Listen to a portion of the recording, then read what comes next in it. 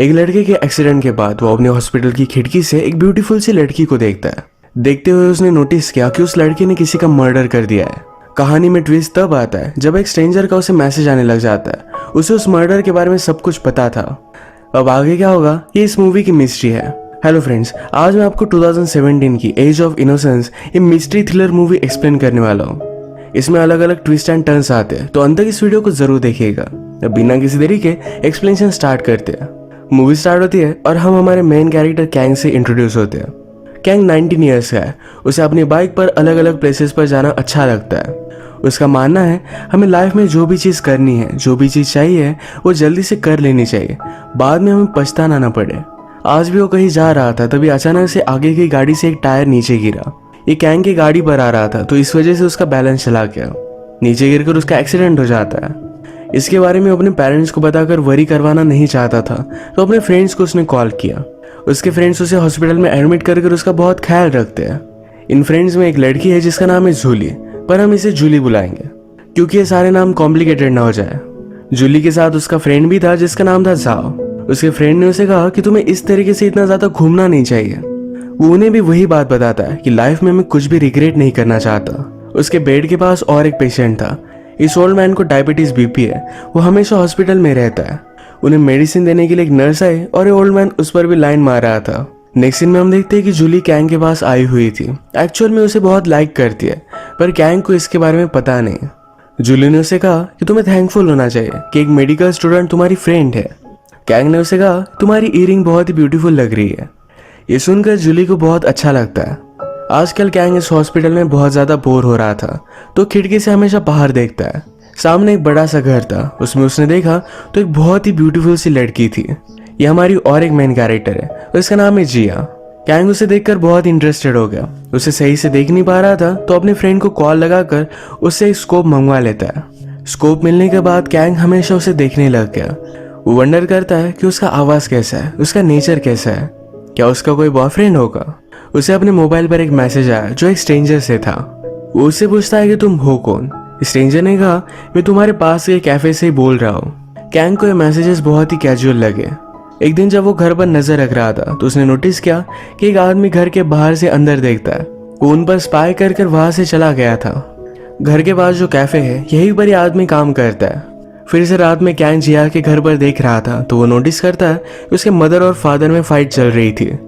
इस फाइट में फादर ने मदर को नीचे गिरा दिया। इसके बाद मदर और जिया ये उसके रूम में गए। ये कुछ डिस्कस कर रहे थे। जिया फिर से अपने फादर के पास आई। उसके पास एक शार्प ऑब्जेक्ट था। वो अपने फादर को मारने वाली थी, तभी उस ओल्ड मैन ने कैंग से उसका स्कोप ले लिया। कैंग क्या देख रहा है वो भी देखना चाहता था। कैंग जिया को प्रोटेक्ट करने के लिए उस ओल्ड मैन से स्कोप ले लेता है। इन दोनों में थोड़ा सा झगड़ा हो गया था। जब उसने फिर से स्कोप से देखा तो जिया के फादर नीचे गिरे थे। उनका बहुत सारा खून बह चुका था। जिया और उसकी मदर ये ब्लड को साफ कर रहे थे। ये देखकर कैंग को बहुत ही शॉक लगता है। अगले दिन उसने और भी नजर रखी। फिर से कॉफी शॉप वाला आदमी घर के बाहर आया था। कैंग के पास उसकी नर्स उसका चेकअप करने के लिए आई। वो कहती है तुम आगे के घर पर नजर रख रहे थे। ओल्ड मैन ने मुझे बताया। मैं समझ सकती हूँ, आगे के घर में जो लड़की रहती है वो बहुत ही ब्यूटीफुल है। नर्स के जाने के बाद कैंग ने फिर से नजर रखी। जिस कारपेट पर ब्लड पड़ा था उस कारपेट को धोने के लिए भेजा जाता है। रात में कैंग को अपनी इंजरीज की वजह से जरा पेन होने लग जाता है। उसने नर्स को बुलाया, पर नर्स आसपास नहीं थी, तो खुद चलकर उसे ढूंढने लग जाता है। उसने एक रूम में देखा कि नर्स किसी के साथ इंटीमेट हो रही है। ये वही आदमी है जो नीचे का कॉफी शॉप चलाता है। कैंग को ठीक लगने के बाद रात में फिर से उसने जिया के घर पर देखा। जिया एक बैग घसीटते घसीटते लेकर जा रही थी। घर के पास के कंस्ट्रक्शन साइट में उसने इस बैग को गाड़ दिया। अगले दिन कैंग के फ्रेंड उसे मिलने के लिए आए हुए थे। उनसे कहता है मुझे जरा बाहर घूमने के लिए जाना है। वो कंस्ट्रक्शन साइट पर आया और देख लेता है कि जिया ने जिस बैग को गाड़ा था वो सेफ है या नहीं। ऑर्डर देते हुए कैफे ओनर से उसने बात की। उसने जिया के बारे में उससे पूछा। वो कहता है क्या तुम उस घर के लोगों को जानते हो? मैंने सुना कि उनके घर में बहुत सारे झगड़े चलते हैं। कैफे ओनर कहता है कि मुझे इसके बारे में कुछ भी पता नहीं है। कैंग जब फिर से हॉस्पिटल में आया तो नर्स उसे कहती है तुम्हारा रूम हम चेंज कर रहे हैं। कैंग बहुत ज्यादा गुस्सा हो जाता है। वो कहता है मुझे इसी रूम में रहना है। अगर तुमने मुझे यहाँ रहने नहीं दिया तो तुम्हारे और तुम्हारे बॉयफ्रेंड के बारे में मैं हॉस्पिटल के मैनेजमेंट को बता दूंगा। नर्स मान नहीं रही थी। कैंग कहता है कि अगर मैं उस रूम में नहीं रह सकता तो मुझे हॉस्पिटल में रहना ही नहीं है। वो फिर वहां से डिस्चार्ज ले लेता है और घर पर ही आराम करता है। घर पर भी जूली उसका ख्याल रख रही थी। घर पर उसे एक मेल मिलता है जिसमें लिखा है कि मुझे पता है कि तुम क्या कर रहे हो, तुम डेंजर में हो। कैंग जिया को बहुत लाइक करता है, मर्डर के बावजूद उसे प्रोटेक्ट करना चाहता है। अब इसके बाद थोड़े दिन बीत गए, कैंग का प्लास्टर निकल चुका है। वो फिर डायरेक्टली जिया के घर के बाहर ही आता है। जिया आज अपने वर्क के लिए जरा लेट हो चुकी थी तो उसे उसके घर का सिक्योरिटी कार्ड नीचे गिर गया। ये कैंग ने देखा और ये लेकर वो घर के अंदर घुस गया। घर में सारी चीजें देखते हुए वो जिया के रूम में आया। उसके रूम में मैप लगा था, जिस जगह पर वो जाना चाहती है इसमें सारी जगह पर पॉइंट करके रखा है। कैंग इमेजिन करता है। कैंग चाहता था कि जिया जिस भी प्लेस पर जाए वहां से उसे पोस्ट कार्ड भेजे। देखते देखते ही जिया फिर से घर में वापस आ गए। वो और उसकी मदर एक दूसरे के साथ झगड़ रहे थे। जिया बता रही थी कि मुझे इस तरीके की लाइफ नहीं जीनी, पर उसकी मदर उसे फोर्स करती है। अगले दिन कैंग फिर से जिया का पीछा करता है। वो कैफे में गई और कैफे ओनर के पास रो रही थी। इसके बाद वो जहां भी जाती है वो उसका पीछा करता है। पीछा करते करते कैंग को फिर से स्ट्रेंजर से मैसेज आया। इसमें लिखा था, मुझे पता है कि तुम क्या कर रहे हो। कैंग की जिया पर नजर रखते हुए फोटो उसने निकाली हुई थी। कैंग वंडर करता है कि हो कौन सकता है। वो सब पर शक करने लग गया था। इसके बाद वो जिया का पीछा करते हुए जहां पर वो काम करती है वहां पर पहुंच गया। उसने नोटिस किया इस ऑफिस में वैकेंसीज है। वो हमेशा जिया के पास ही रहना चाहता है, उसे और भी जान लेना चाहता है, तो इसी वजह से यहाँ पर अप्लाई कर देता है। जॉब मिलने के बाद स्ट्रीट पर जाकर अलग अलग लोगों के सर्वे लेने का उसका काम था। ये सबमिट करने के लिए जिया के पास आया। जिया कहती कि तुमने बहुत ही कम सर्वेज लाए, तो अब क्या था। कैंग अगले दिन बहुत मेहनत करता है, उसने बहुत सारे सर्वेज लाए। ये काम करते करते जिया के घर के कारपेट की वॉशिंग जिस जगह पर हुई थी वो जगह उसने देखी। यहाँ पर वो इंक्वायरी करने वाला था, तभी उसका फ्रेंड उसे मिल जाता है। कैंग कहता है कि जूली को भी बुला लो। कैफे में कैंग ने देखा कि उसके हॉस्पिटल की नर्स, कैफे ओनर और उसके फ्रेंड्स भी थे। वो इन्हीं सब पर शक कर रहा था। उसने फिर स्ट्रेंजर को मैसेज किया कि तुम ये सब कर क्यों रहे हो। स्ट्रेंजर का रिप्लाई आया कि मैं तुम्हें हेल्प करना चाहता हूँ। ये रिप्लाई आने के बाद कैंग सबके फोन कहाँ है ये देख रहा था। बाकी लोग काम कर रहे थे और उसके फ्रेंड्स के फोन ये टेबल पर थे। इसका मतलब है स्ट्रेंजर इनमें से कोई भी हो नहीं सकता। अगले दिन कैंग अपने काम पर स्टेयर्स के पास बैठा हुआ था। कंपनी के कुछ ऑफिसर डिस्कस कर रहे थे कि जिया के फादर आजकल कंपनी में आ नहीं रहे। कंपनी के नाम पर उन पर बहुत बड़ा लोन है, अब इसका क्या होगा। ये सब सुनने के बाद कैंग जिया के पास आया। उसे कहता है, आजकल तुम्हारे फादर काम पर क्यों नहीं आ रहे। जिया पूछती कि तुमने ऐसा क्यों कहा। वो कहता है, कुछ लोग तुम्हारे फादर के बारे में बात कर रहे थे। जिया कहती कि मेरे बारे में भी बोल रहे होंगे। सबको लगता है कि मेरे फादर की वजह से ही मुझे ये जॉब मिला। जिया उसे बताती कि मेरे फादर सिर्फ जरा बीमार है, वो थोड़ी देर में वापस आ जाएंगे। इसके बाद नेक्स्ट सीन में जिया लंच कर रही थी तो कैंग उसके पास आ गया। उसे पूछता है, क्या कल रात तुम फ्री हो। उसे एक अच्छे से रेस्टोरेंट में लेकर जाना चाहता है। तभी जिया की मदर वहां आ गई थी। बाहर जाकर जिया उससे बात करती है और फिर वो वापस आई। वो कैंग के साथ डेट पर जाने के लिए मान गई थी। जिया के जाने के बाद कैंग को मैसेज आया, मर्डरर के साथ मजे कर रहे हो। ये दोनों एक साथ बैठे थे। इसकी फोटो भी स्ट्रेंजर ने उसे भेजी हुई थी। कैंग जल्दी से काउंटर पर पूछता है कि यहाँ पर कौन बैठा था। उसे पता चला कि एक लड़की थी जो ग्लासेस पहनती है। उसकी फ्रेंड जूली भी ग्लासेस लगाती है, तो उसे लग रहा था कि शायद वही होगी। वो उसे वीडियो कॉल लगाता है, पर उसने देखा कि जूली अपने घर पर थी। अगले दिन फिर जूली और कैंग ये दोनों डेट पर आए, एक दूसरे से बातें करते हैं। जूली ने कहा कि मैं इस वर्ल्ड में अलग अलग प्लेसेस घूमना चाहती हूँ। कैंग जिस प्लेसेस पर जाकर आया था इन सारे प्लेसेस के बारे में उसे बताता है। कहता है, लाइफ बहुत ही शॉर्ट है, हमें अभी के अभी से जी लेना चाहिए। हम परफेक्ट मोमेंट का वेट नहीं कर सकते। अगर हमने ऐसा नहीं किया तो बाद में हमें रिग्रेट करना पड़ेगा। ये बात जूली को पसंद आती है। इनकी डेट बहुत अच्छी गई थी। वो अब घर जा रही थी तो कैंग ने कहा, तुम्हें घर तक छोड़ देता हूँ। उसने उसकी स्ट्रीट का भी नाम लिया था। इस पर जूली बहुत ही सस्पिशियस होगी। वो कहती है, तुम्हें मेरे बारे में बहुत सारी चीजें पता है, मैं कहाँ रहती हूँ, मैंने इसके बारे में तुम्हें नहीं बताया था। कैंग की चोरी पकड़ी गई। उसे ऑनेस्टली सब कुछ बताता है। वो कहता है कि मेरा एक्सीडेंट हुआ था, मैं तुम्हारे घर के सामने के हॉस्पिटल में था। मैं तुम्हें फर्स्ट टाइम देखा तो तुम मुझे बहुत अच्छी लगी थी। मैं तुम में बहुत ही इंटरेस्टेड हो गया। मुझे जब पता चला कि तुम कहाँ पर काम करते हो तो तुम्हारे पास रह सकूं, इसलिए मैंने वहीं पर जॉब ले लिया। मैं तुम्हें बहुत लाइक करता हूँ। ये सब सुनकर जूली ने उसे गले लगा लिया। इन दोनों को हक करते हुए जिया के मदर के बॉडीगार्ड्स ने इन्हें देख लिया। वो बहुत ज्यादा गुस्सा हो गए थे। कैंग को वार्निंग देते हैं कि जिया से जरा दूर रहना। वो कैंग को वार्निंग देते हैं कि जिया से दूर रहना। अगले दिन कैंग जब काम पर गया तो जिया उसे कहीं भी नहीं मिलती। उसका घर भी बंद पड़ा था। इसके बाद वो डायरेक्टली कैफे ओनर से आकर बात करता है। वो उसे कहता है कि मुझे पता है कि तुम और जिया फ्रेंड हो, वो कुछ ट्रबल में है, तुम्हें मुझे हेल्प करनी पड़ेगी। कैफे ओनर ने कहा कि जिया को पता है कि वो मुझे कहाँ ढूंढ सकती है, अगर उसे मेरी ज़रूरत होती तो मुझे ढूंढ लेती। ये कैफे ओनर कैंग को वार्न करता है कि उसे ज़रा दूर रहो, तुम उसके लिए सही नहीं। कैंग जिया से फिर से मिलना चाहता था पर मिलने का कोई भी वे नहीं है, तो फिर वो डायरेक्टली कंस्ट्रक्शन साइट पर पहुंचा।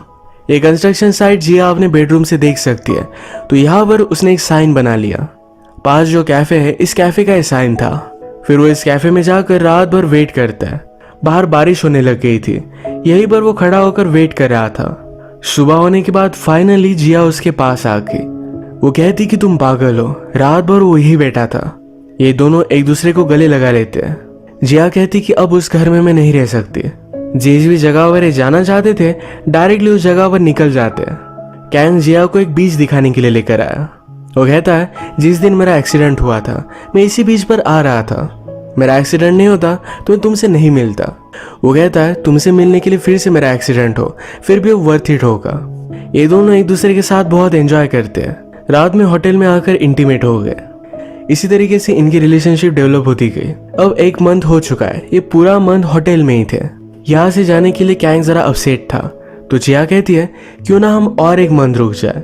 कैंग इसके लिए एक्साइटेड हो जाता है। होटल का सारा बिल जिया ने पे किया। ये फिर से बहुत एंजॉय करते हैं। एक दिन घूमते घूमते कैंग को एक बाइक बहुत पसंद आई। जिया और कैंग अपने रूम में थे। कैंग उसकी ड्राइंग बना रहा था। जिया पूछती है तुम मेरी ड्राइंग क्यों बनाते हो। कैंग ने कहा मुझे हर एक ब्यूटीफुल चीज की ड्राइंग करना अच्छा लगता है। जिया फिर उसे नीचे लेकर गई। उसने कैंग के लिए वो बाइक बाय कर ली थी। वो इसके लिए बहुत ही एक्साइटेड हो गया। ये दोनों फिर राइड के लिए जाते हैं। कैंग फिर वंडर करता है कि जिया के पास इतने सारे पैसे आते कैसे हैं। वो तो कोई भी क्रेडिट कार्ड वगैरह भी यूज नहीं कर रही। जिया इस बात को पूरी तरीके से इग्नोर कर देती है। अब कैंग को फिर से स्ट्रेंजर का मैसेज आया। इसमें लिखा था कि जल्दी से फिर से टाउन में वापस आ जाओ, वरना जिया ने जो भी किया है इसके बारे में सबको बता दूंगा। कैंग इस स्ट्रेंजर से मिलने के लिए सिटी में पहुंचा, पर जिया के मदर के बॉडीगार्ड्स उसे देख लेते हैं। वो वहां से भागा, पर बॉडीगार्ड ने उसे पकड़ लिया था। उसे बहुत मारते हैं। उन्होंने उसे वार्निंग दी कि जिया को फिर से वापस लेकर आओ। वो बेचारा इंजर्ड था। तभी उसके मोबाइल पर एक वीडियो आता है। ये वीडियो उस कंस्ट्रक्शन साइट का है और इस स्ट्रेंजर उस कंस्ट्रक्शन साइट को खोद रहा था ताकि जिया ने जो बैग गाड़ी थी वो बाहर आ जाए। कैंग भागते भागते जल्दी से वहां पर पहुंच गया, पर इस स्ट्रेंजर वहां से भाग जाता है। कैंग इस गड्ढे को भरने लग गया था, पर कंस्ट्रक्शन वर्कर ने नोटिस कर लिया। यहाँ पर पुलिस वगैरह बुलाए जाते हैं। ये गड्ढा खोदने के बाद उसमें से एक डेड बेबी निकला। कैंग को इस बात से बहुत बड़ा शॉक लगता है। इस सब की इन्वेस्टिगेशन हुई तो पुलिस को पता चला कि वो बेबी ऑलरेडी डेड था। आगे के हॉस्पिटल से बेबी का स्पेसिमेन चोरी हुआ था और यहाँ पर गार्ड दिया गया है। जाओ ये सारी चीजें फिगर आउट नहीं कर पाता। वो फिर डायरेक्टली हॉस्पिटल में पहुंच गया। नर्स पर बहुत ज्यादा गुस्सा हो चुका था। कहता है तुम ये सब मेरे साथ कर क्यों रही हो, क्या वो बेबी तुमने ही गाड़ा था। नर्स कहती कि मैंने कुछ भी नहीं किया है। बेबी का स्पेसिमेन हॉस्पिटल से गायब हो चुका था। जिया के फादर इस हॉस्पिटल के ओनर थे। वो कहती है कि जिया के फादर ने इसके बारे में रिपोर्ट करने के लिए मना किया था। कैंग ने नर्स को उसके साथ जो भी हो रहा है ये सारी चीजें बताई। नर्स कहती कि अगर तुम्हें लगता है कि जिस स्ट्रेंजर ने तुम्हें मैसेज किया है वो और इस बेबी को चुराने वाला एक ही पर्सन है, तो मुझे बताए कि वो कौन है। सिक्योरिटी फुटेज से हमें पता चल गया था कि बेबी को किसने चुराया था। डायरेक्टर ने मुझे इसे रिपोर्ट करने से मना किया क्योंकि उसकी डॉटर ही थी। ये सुनने के बाद कैंग डायरेक्टली जिया के पास पहुंचता है, पर जिया के पास जूली आई हुई थी। उसके हाथ में एसिड है। जूली पूछती है कि अपने फादर को मारने के बाद तुमने बॉडी का क्या किया। जिया ने कहा कि उस बैग में बच्चों के खिलौने थे। जूली इस बात को मानती नहीं। तभी वहां पर कैंग पहुंच चुका था। जिस स्ट्रेंजर का कैंग को मैसेज आ रहा था ये जूली ही थी। उसे कहती है तुम अपनी आंखों से जो भी देख रहे थे उस पर बिलीव नहीं कर पा रहे थे। मैं चाहती थी कि जिया के फादर की बॉडी मिलने के बाद तुम्हें पता चल जाए कि जिया एक किलर है। मैं तुमसे प्यार करती हूँ, इसी वजह से सब मैंने किया। कैंग फिगर आउट नहीं कर पाता कि उसने जो भी देखा था ये जूली को कैसे पता था। जूली कहती है तुम्हें मैंने जो स्कोप दिया उसमें मैंने एक कैमरा इंस्टॉल कर दिया था। उसके फोन में भी उसने एक ट्रैकर लगा दिया है। जूली भी हमेशा उसका पीछा करती थी। हमने मूवी में देखा था कि कैंग को जब शक आया था तो उसने जूली से डायरेक्टली वीडियो कॉल पर बात की थी। इसके एक्सप्लेनेशन में जूली कहती है कि मेरा फ्रेंड ये सब करने में मुझे हेल्प कर रहा था। इनके पास और एक मोबाइल था, इस वजह से कैंग कुछ भी फिगर आउट नहीं कर पाया। जूली का फ्रेंड भी यहाँ पर पहुंच जाता है, उसे समझाने की कोशिश करता है। वो भी उससे बहुत प्यार करता था। कैंग को जूली की फीलिंग्स के बारे में पता नहीं था, इसके लिए वो सॉरी कहता है। जिया भी उसे समझाने की कोशिश करती है, कहती है तुम बहुत ही लकी हो, सेल्फ सफिशिएंट हो, तुम्हें मेरी तरह किसी पर भी डिपेंड रहने की ज़रूरत नहीं है। वो कहती है मैं सिर्फ कैंग का फ़ायदा उठा रही थी, मैं मेरी लाइफ से बोर हो चुकी थी तो मुझे कुछ चेंज चाहिए था। जूली और भी ज़्यादा डिस्टर्ब होगी, उसके हाथ में एसिड था जो अपने आप पर वो डालने वाली थी। जिया जल्दी से उसे इसके हाथ से निकाल लेती है। उसका खुद का हाथ भी थोड़ा सा बर्न हो गया था। इसके बाद पुलिस को बुलाया गया और जूली उनके साथ चली जाती है। सबके जाने के बाद कैंग जिया से बात करता है, कहता है तुमने अपने फादर को मार डाला, पर फिर भी मुझे इससे कुछ भी फर्क नहीं पड़ता, मैं तुमसे प्यार करता हूँ और तुम्हारे साथ ही रहना चाहता हूँ। जिया कहती कि अभी अभी मैंने तुम्हारे बारे में जो भी कहा ये सब कुछ चीज़ें सच थी, मैं सिर्फ तुम्हारे यूज़ कर रही थी। इसके बाद वो अपनी मदर के साथ गाड़ी में चली जाती है। कैंग उसे इस तरीके से जाने नहीं दे सकता था, उसने भी उसका पीछा किया। वो गाड़ी रोक नहीं रही थी तो मोटरसाइकिल को आगे किया और अपना एक्सीडेंट करवा दिया। जिया उसके पास आई, कहती है ये सब तुम कर क्यों रहे हो। गाड़ी से जिया के साथ उसके फादर भी निकलते हैं। फादर ने कहा तो इतने दिन तुम इसके साथ थी। जिया कहती कि क्या मुझे हक नहीं कि मैं किसी से प्यार कर सकूं। फादर जिया से कहते तुम जो चाहो वो कर सकते हो, पर मैं चाहता हूँ कि तुम मेरे साथ चलो। जिया कैंग के पास ही रुकी। उस रात जो हुआ था इसके बारे में जिया उसे बताती है। वो कहती है एक्चुअल में वो आदमी मेरा फादर नहीं है, मैं अगर उसके घर में रही तो लोगों को शक होगा, इसीलिए हमने वो स्टोरी बना दी है। जिया और इस बिजनेसमैन की अलग रिलेशन है। ये बिजनेसमैन उसे बहुत सारे पैसे देता है, इसके बदले में जिया उसके साथ इंटीमेट होती है, उसके घर में रहती है। कैंग को बहुत बड़ा शॉक लगा। जिया कहती कि मैं प्रेग्नेंट थी।